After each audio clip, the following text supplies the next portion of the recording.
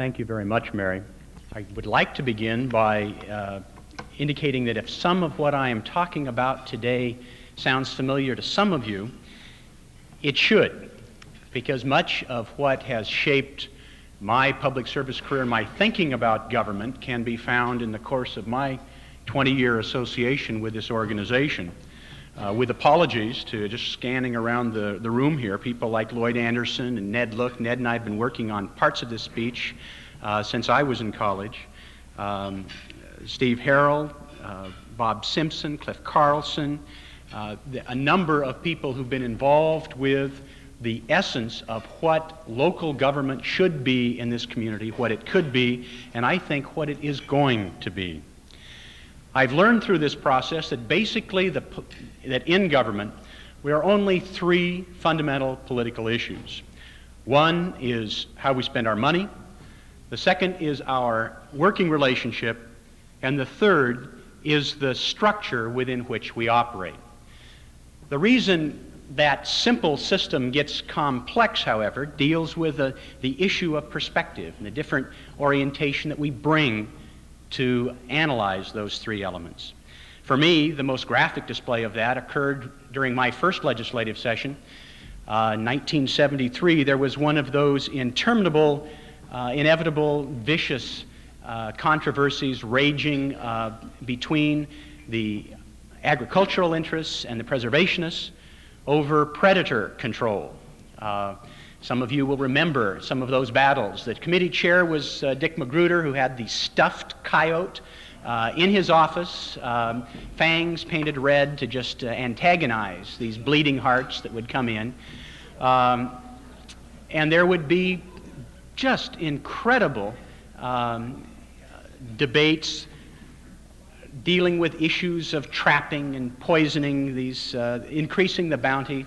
One day, in the dungeon underneath the Capitol building, I can't remember in the old hearing room what the number was. Any of you who've been in it will remember it. Hot, stuffy, there must have been 200 people. And there was an older woman in tweed from down the valley, as I recall, who just brought everything to a halt. She had suggested that the ultimate solution was to deputize a group of wardens of some description, arm them with tranquilizer guns and little surgical kits, and station them out where they could watch the flocks, and as the coyotes would steal down to try and attack the sheep, that they would jump out, stun them with the tranquilizer darts, and while the animal lay hopeless and helpless, they would run out and neuter them.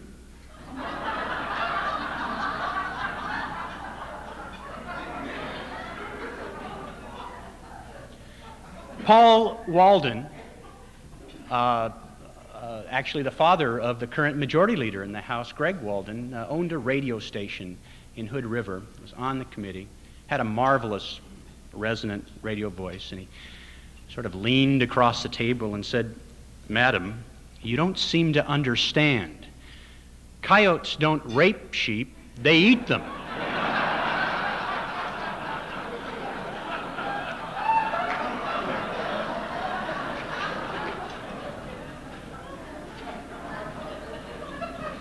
Perspective. Time frame. I think those are similar to the issues that we're looking at today, and I would think that we can step back for a moment and gain some perspective about the problem that we're facing locally by looking at what our friends in California have faced over the course of the last 13 years. Ballot Measure 5 is the grandchild of Proposition 13, passed in California in 1978. In the 13 years that have passed, as we look at what has happened to California, it's not very encouraging. It hasn't, the passage of Proposition 13 hasn't helped the people in California control their growth. It is still an expensive state to work, live, and do business in. The economy, and increasingly it appears the infrastructure, is falling apart. The environment is much, much worse, to say nothing of the problems of water. Local governments in some of the most vulnerable areas of the state are verging on bankruptcy. An educational system that the state was once proud of has fallen into disarray. I personally feel that there is some causal connection between the exponential increase in gang violence, organized gang violence in Southern California, that occurred at precisely the same time that state was cutting back on libraries, park and recreation program, juvenile services. And ironically, the legislature, whose intransigence dealing with the problem, a real problem of property tax relief in California, is today even less trusted, but 13 years later, it's even more powerful. And it has inspired more guerrilla warfare with, for example, the term limitation that passed down there. Well, I think Portland and Oregon are poised today in much the same position as California in 1978. And our success is going to depend on how we manage our money, how we work together, and how we organize for the future. I'm not going to spend much time on Measure 5 per se. Mary's correct. We're in a shakedown period. We're still discovering on a daily basis exactly what it means, and we have yet to see what sorts of tools the legislature is going to give or allow local government to exercise, and how Measure 5 will be implemented. But it is undeniable that it is proven to be already a powerful catalyst for change. There is one beneficial effect that I've already encountered. That has to do with how people are perceiving the budgeting process. I have always been reviled in from a variety of reasons in my public service career, but one of the reasons that has caused people to look askance somewhat is that I actually think budgeting is interesting. I've always been sort of a numbers person, and I have enjoyed being involved with that process. I can count on the fingers of one hand the number of times I have been queried in the course of 20 years about my budget philosophy, technique, strategy, or God forbid, what I've actually accomplished as a budgeter. We are starting to see more and more people take budgeting seriously. Two very brief examples relative to the city of Portland that I think are very positive for the future. We spend approximately $750,000 a year on special events for the city of Portland. Very important to the lifeblood of this community. Things like Rose Festival and the Portland Marathon and Cascade Runoff and neighborhood festivals. Very important. But nobody knows exactly how much they cost, and the responsibility is scattered, and many times the services we provide are on an overtime basis, inordinately expensive. The City Council is moving this year to pull those items together, have a definite budget, and perhaps give some of the major users, like the Rose Festival, for instance, maybe an actual dollar allocation that they spend, and they use it to coax the most value from it. I think before we're through, we'll find that they will have better service for less money. The area of public safety. For the first time in my memory, the city is stepping back and looking at public safety not as an undifferentiated mass, but really behaving like there are actual trade-offs between police and fire. This year, it's going to make a difference whether or not we have 3 or 4 person crews on the fire rigs versus whether or not we're going to be able to continue with our community policing initiative that I personally am very excited about, or whether we're going to invest in the state-of-the-art hardware that will improve the efficiency of all our public safety services. We're looking at those items and evaluating them very directly. I don't think it would have happened, I'm sad to say, without the passage of Measure 5. But more important than I think the budgetary implications in the short term, I think the relationships that we have working together as a community, as a state, are really what are going to be put to the test. Increasingly, I think we have been, in recent years, conflict-driven. Upstate versus downstate, the metropolitan area versus everybody else, rural versus urban, Portland versus the suburbs, the state government versus the local government. I think we're sort of at a break point here where we might be able to draw back and determine that we're not going to work our way out of this problem by cash managing each other, which is literally rearranging the deck chairs on the Titanic, but instead trying to find cooperative arrangements between these various players that will make a difference. I was struck by what happened recently with our friends in Salem responding to Multnomah County's effort to deal with their problems with surprise and shock that there would be a tax proposed, and some people talking about taking away that tool from the county. Taking, if I could, that Titanic metaphor just one step further, there are some who think that we're all on the same ship in these troubled times, in the troubled sea. But I think a more apt analogy, particularly as it relates to the state and local government, is that we are in different boats in this same troubled sea, and one is sinking faster than the other.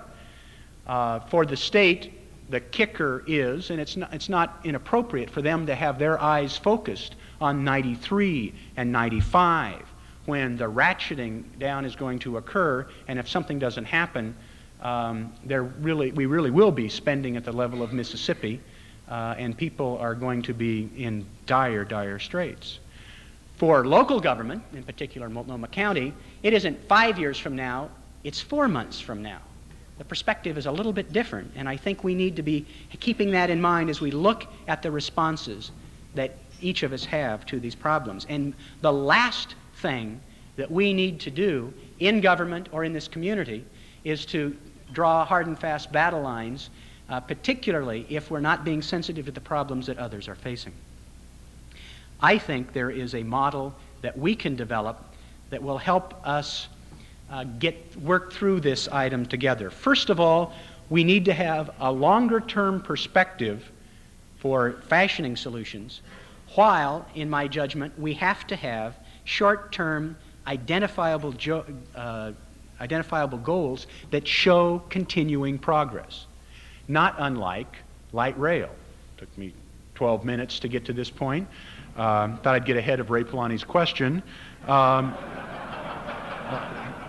What we've attempted to do with the light rail program is to present a vision for how that regional program can be accomplished before the turn of the 22nd century by having small incremental steps that engage everybody in 6 light rail lines while we're moving full speed ahead on the west side and working with other people in their areas, coming up with solutions that I think will, within the next 150 months, longer-term perspective in mind.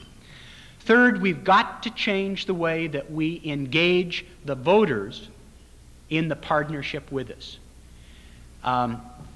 I've been a part of many mega schemes over the last 20 years, starting with the McCall plan. Many of them were tax proposals or fighting tax proposals, where we would put out some massive document people would react to. It would solve the problem all right, but no matter how hard we worked on it, there was always something in it for somebody to hate, and it was sort of an all or nothing, take it or leave it proposition.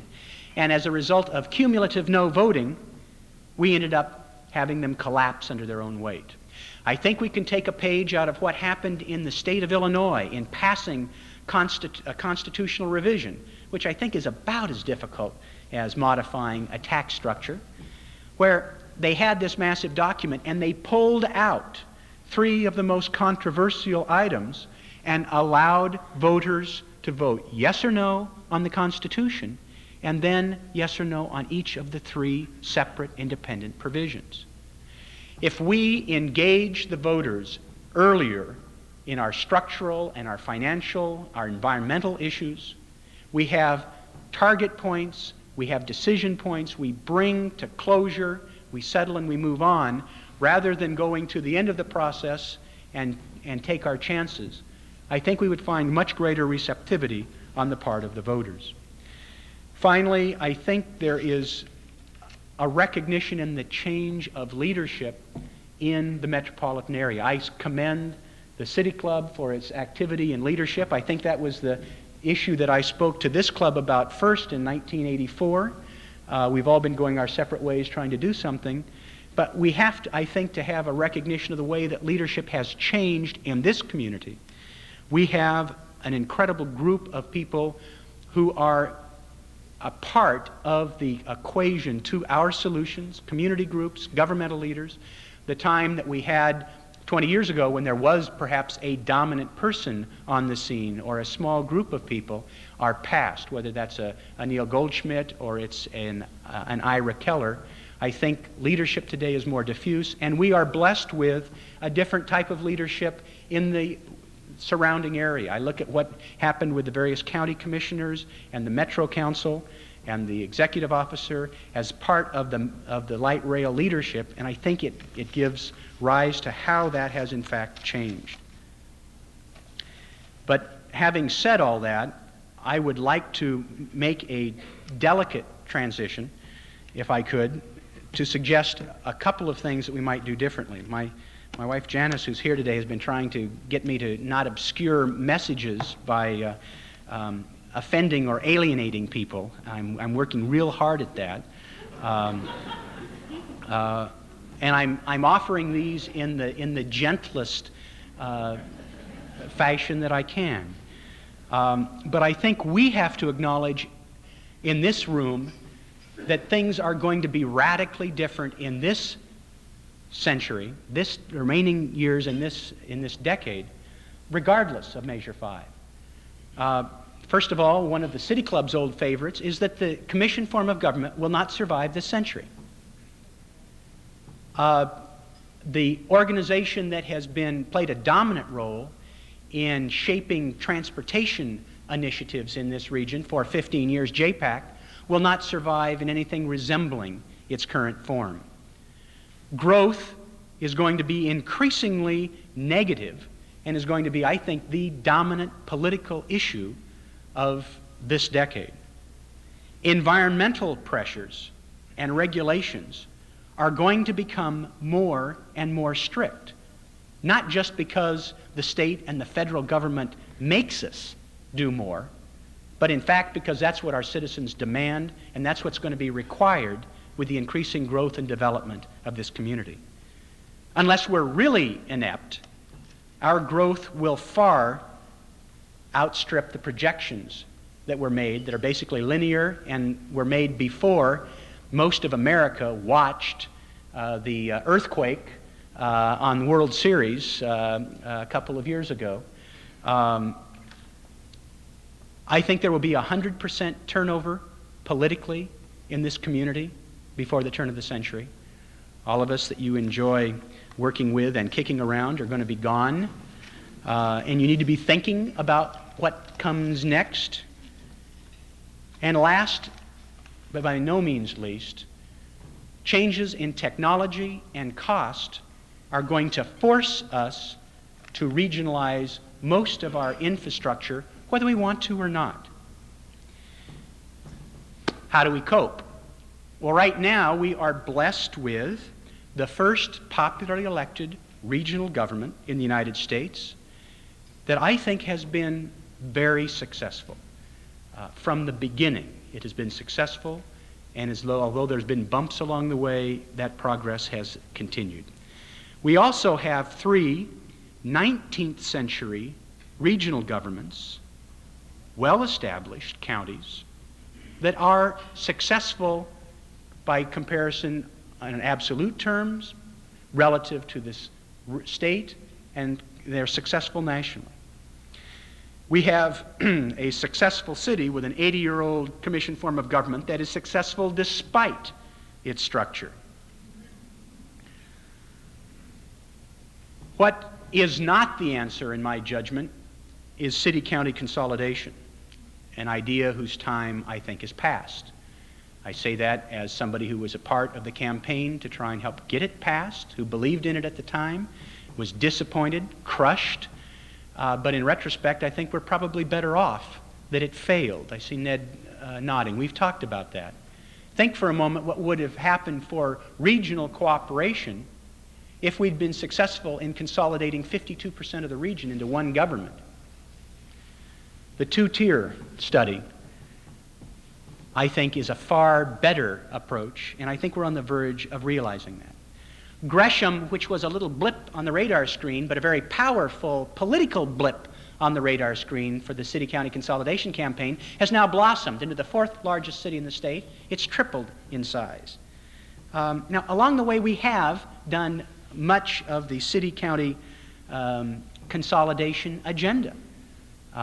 Lloyd Anderson remembers the court consolidation. The city got out of the jail business, and we were talking in the early 1970s. The mid-1980s, we consolidated the road system within the city of Portland. We transferred the human resource program to Multnomah County. Gladys and I had a lot of fun at that time in terms of the back and forth, but it helped strengthen both bodies. Now, I think it would be counterproductive, frankly, to take a lot of time and energy to study city-county consolidation now, because we are going to go past that. Now, that's not to say that we can't do better than, what was the figure in the paper, $9,700? Gretchen, do I have that right? We can do better than that, and we will do better than that. But we don't have to embark upon some big governmental study. We can just do it. I would suggest today that one of the first steps we ought to employ deals with finishing the road agenda that we had at the county. We ought to invite the county to transfer the remainder of its road program to the city of Portland, in the eastern part of the county to the city of Gresham, and to double the stakes for any small city that wanted to do it on its own, give twice the per capita money to those smaller cities than is given to Portland or Gresham, or allow them to contract with whomever they wish. That will not only initiate greater efficiencies in the transportation arena, but it will also set in motion a series of internal events that will enable, for example, us to consolidate fleet between the city and the county. For the city of Portland, fleet is the larger, road programs are the largest users of fleet, and it is the very expensive heavy equipment that you use for an hour and a half a week that if you consolidate the two programs, you can use much more efficiently. And if you can do roads and fleet, then you can step from there, and there's a logical progression. But I don't want to get bogged down on that, because that is simply an interim step. I've got a few points that I'd like to point to towards the future.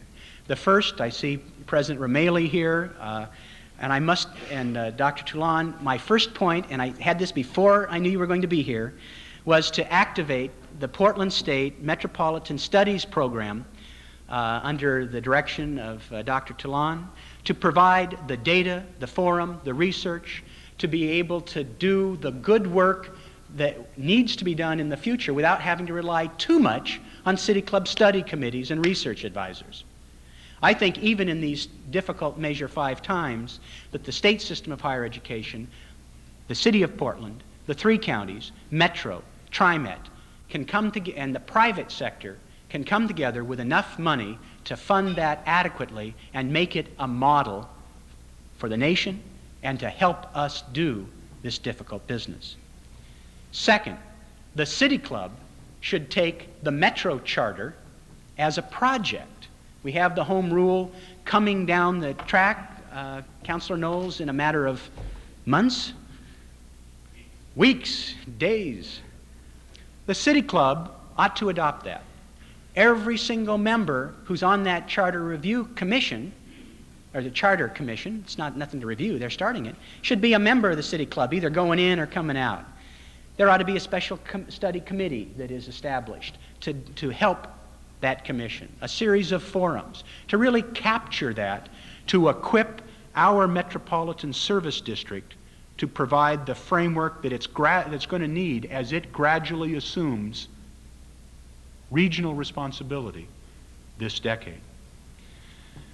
Third, I think our county commissioners ought to enter in, via a contract, an agreement to administer several regional programs that can efficiently be operated now.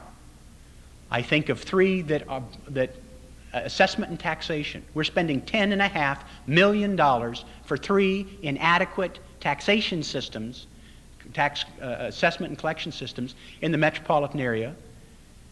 And because of Measure 5, all three counties are going to spend more money on those inadequate systems. I think it's time to negotiate a program where there is one adequate program, one computer, one set of people administering the program out in the field.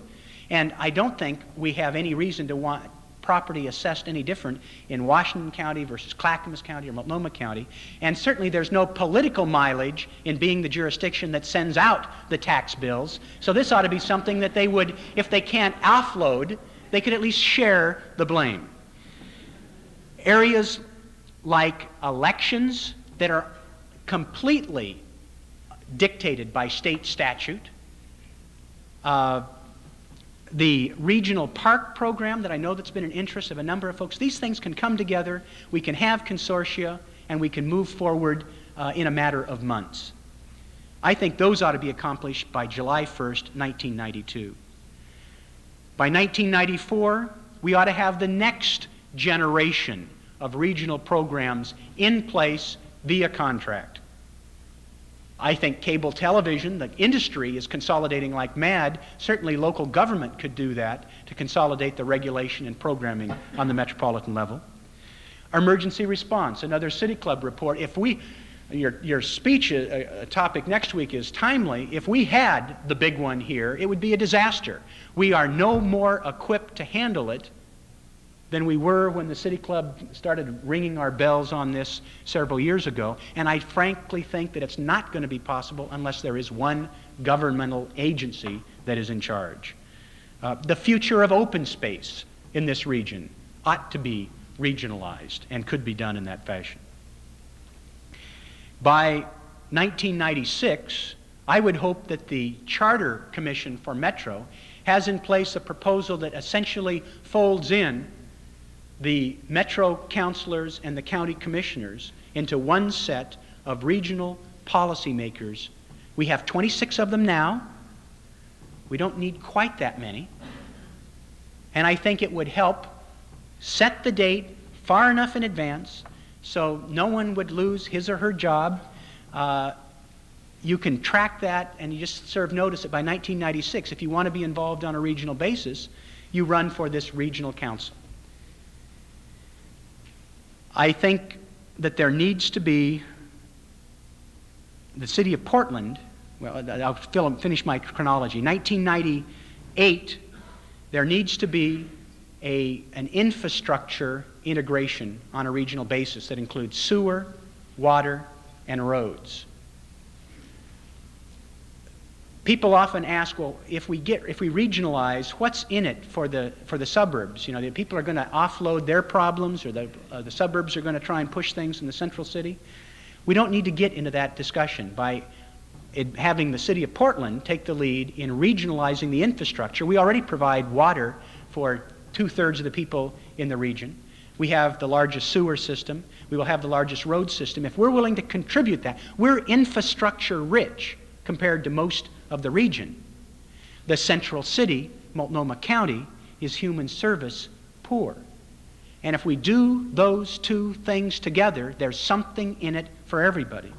Although I must confess that when we speak to the social service issues, that hopefully people would be motivated by the special needs of children, the mentally ill, the elderly, and the homeless without that sort of trade-off.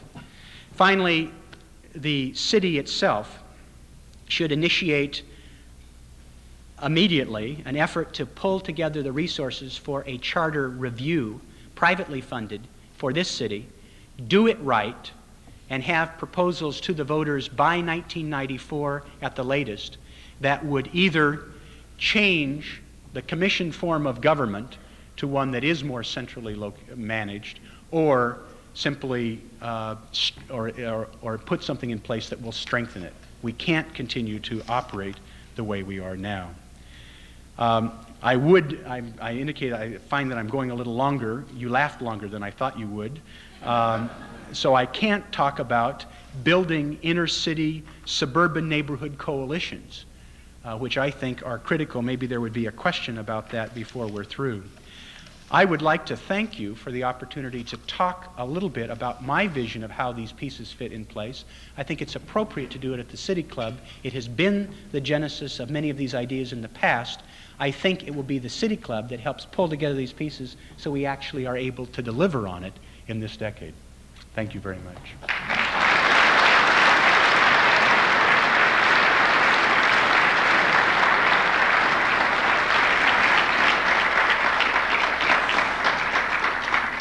Kathy Oxburgh, a member of the Board of Governors, has the privilege of the first question. Kathy? Thank you, Commissioner Blumenauer. You talked a lot about regional cooperation and a regional approach to problem solving.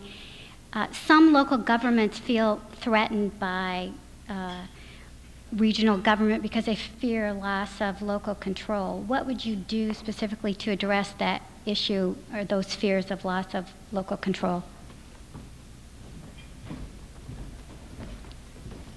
I would hope that by doing it slowly, by actually having a strengthened, if somewhat specialized role for cities, and by folding the counties into the regional government and giving people enough lead time to adjust for that, that it would be clear that that actually this is a win-win situation, that we have a stronger regional government. We actually will enable people to enhance the unique roles of a Beaverton or a Tigard or a Gresham. There's a role within our metropolitan area for these unique cities, and by having a regional government that deals with regional items, I think it will give greater opportunity for the smaller cities to flourish, and we'll be able to have the diversity that makes the region work.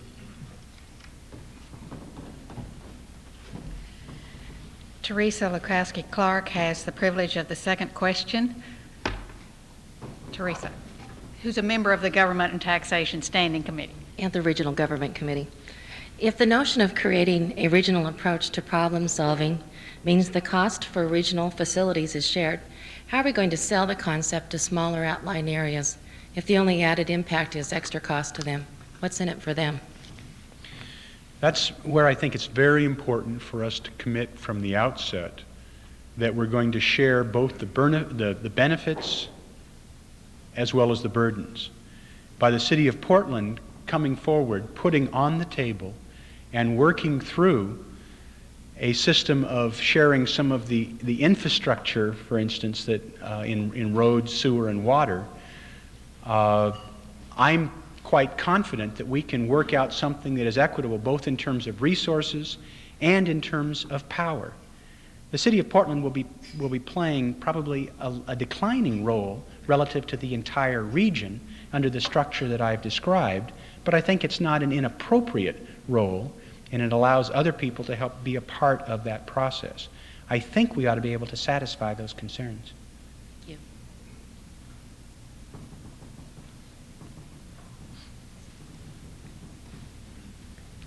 Paul Parker, City Club member. Listening to you, Commissioner Blumenauer, I realized that President Bush could learn a lot about the vision thing from listening to you. However, I want to ask a very nitty-gritty question. You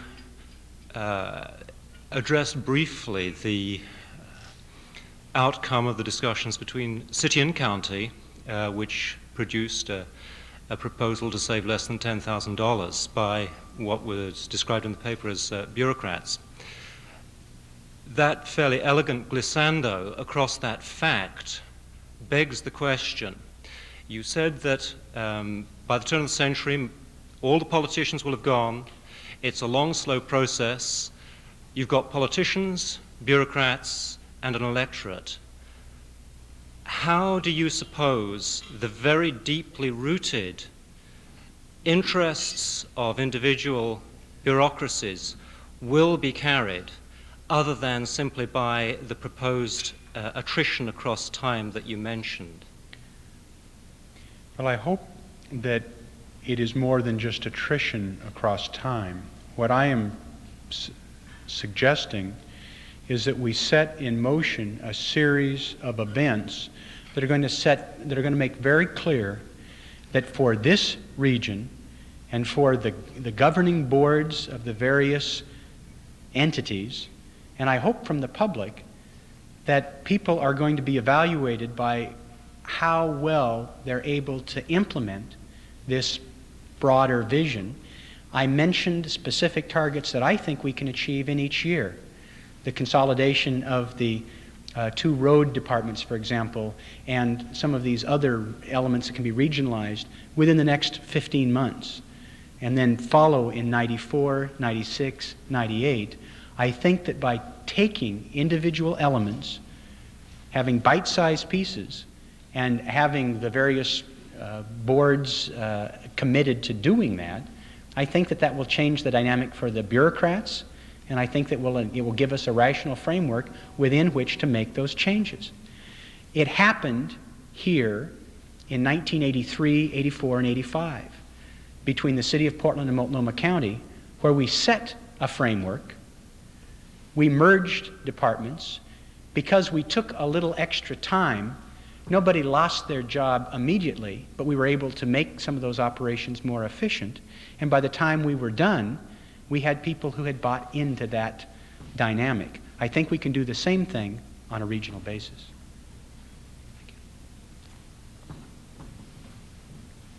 Don Barney, member of the City Club. I wanted to come back to this. Commissioner, it seems to be one of the more attractive ideas you presented of a whole new slate of political people in the next 10 or 15 years. But my wife can hardly wait. But what I'd like to come to is the leadership element in this future of reorganized government. How do we go about developing the leadership to be exercised effectively at both the elected and at the citizen level for the next coming years?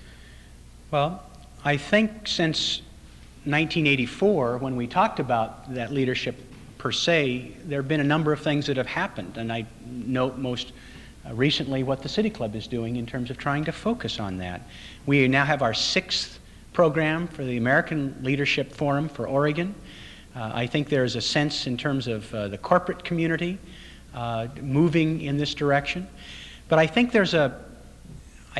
by taking the government structure and making it more defined, having fewer positions but ones that have more impact, I think we will attract people to go ahead and throw themselves into the fray. I've been disturbed about the recent trend where elections were not contested here. Very important elections were not contested. And I think in part because there are so many offices and things are so conflicted, it's not as, there's a certain amount of pain involved with the political process. I think we're always going to have that. But some people ask themselves, why bother? That was the most frequently asked question the last election that I ran, is why would anybody in their right mind do that? Then they thought maybe they'd answered their own question. But that disturbs me. That does disturb me when that's the question that's being asked. By having a smaller number of positions that people can actually do something, I think that some people that heretofore feel like they don't think they want to bother with it, will in fact be attracted. There's no lack of leadership in this community. What we have to do is attract it into the political arena. I'm Ray Polani, a member of the City Club. Commissioner Blumenauer, your commitment to light rail and transit is well known, but funding for the local share is very, very critical if it is to come from general fund, as happening for the West Side Light Rail. And of course, future lines would be in a much dire strait.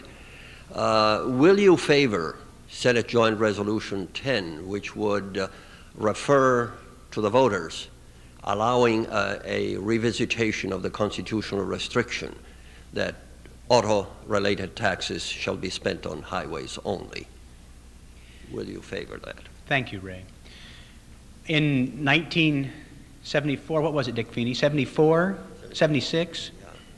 I supported the effort to break the trust fund to allow it to be used for transit. I did not favor the change in the trust fund that made it harder to be used for transit-related purposes, as well as parks and police in 1980. I supported but the first one failed, the second one passed. I supported the effort was it only a year ago, Bill? Ballot Measure 1 to allow the license fee to be used for transit. That failed. If there was a reasonable, I think ultimately we should be able to use the road fund in a transportation perspective.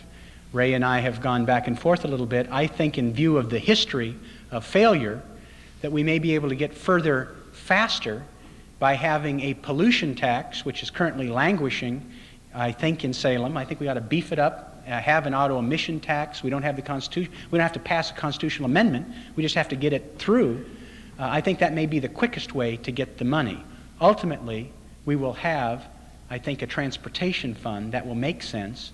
But I think if we're going to put our finite energy, we'd be better off having a pollution tax that wouldn't require a constitutional amendment, would get us money sooner, and might be more popular than what appears to be swimming upstream. Hi, I'm Keith Kohlberg, a City Club member. My question is from the environmentalist perspective. There's a couple items on your record over the past year that made me wonder how strong your commitment was to environmental concerns in addressing growth. One is the Columbia South Shore, where you voted with the PDC and industrialists and against the state Fish and Wildlife Commission neighbors on the setback. You voted for a 25-foot setback rather than a 50-foot setback for wildlife habitat. And the other one was your support, very strong support of Hatfield, who was bitterly opposed by environmentalists. And my question is, are you really committed to the environmental concerns in addressing these issues of growth and budget? And maybe you can explain those actions and what are your plans for the future?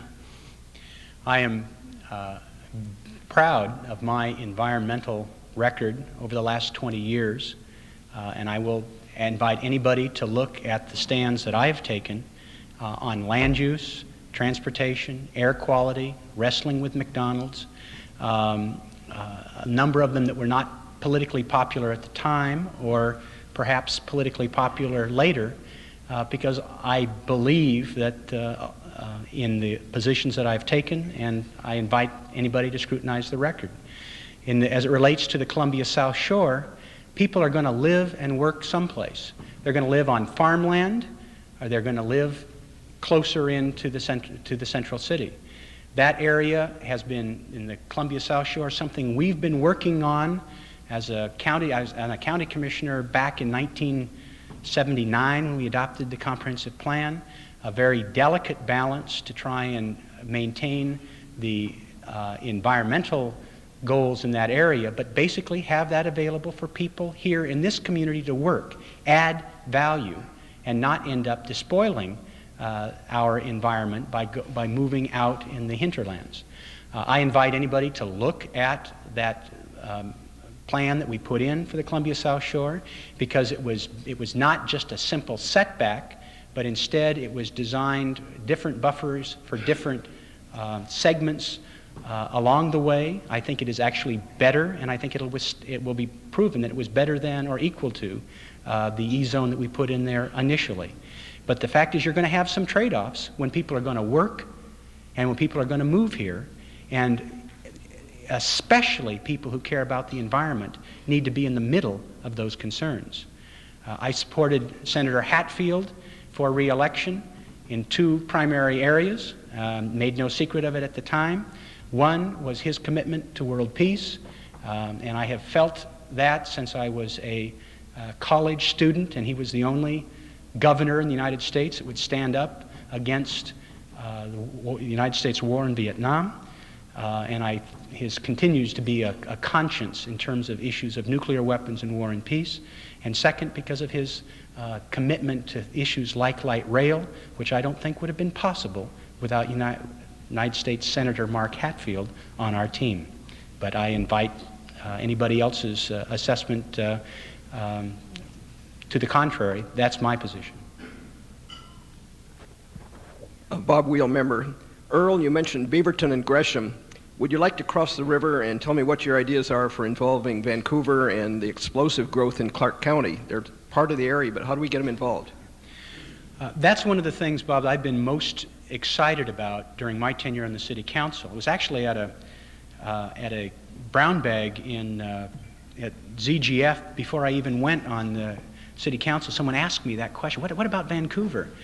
And I got to thinking, actually, we were worse off today than we were when we had Craig and they were at the table in Metro. And I've been making regular pilgrimages across the river, talking to them about light rail. I've had neighborhood coffees. I've met with the county commissioners and city council people. I'm excited about what's happening there. They are full partners with us on the regional rail agenda. They're looking at land use differently. They're willing to help pay their way and a little more. And I think that there's a dynamic that is emerging there. Some of you may have been aware of the hearings we had on the so-called third bridge. Somebody at Metro made me chair those hearings when people were talking about putting that bridge across the river.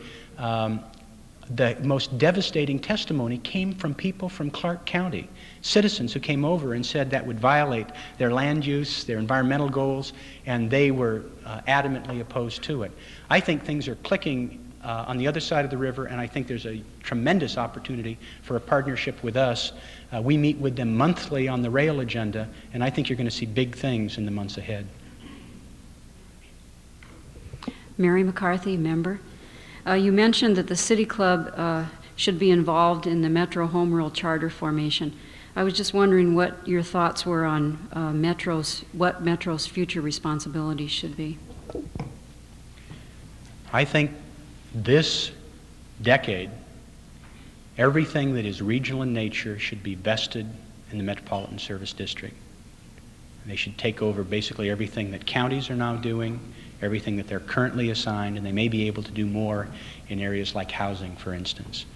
I think we ought to have full-service cities, the second tier of the equation, and basically that should be the government configuration. Thank you. Please join me.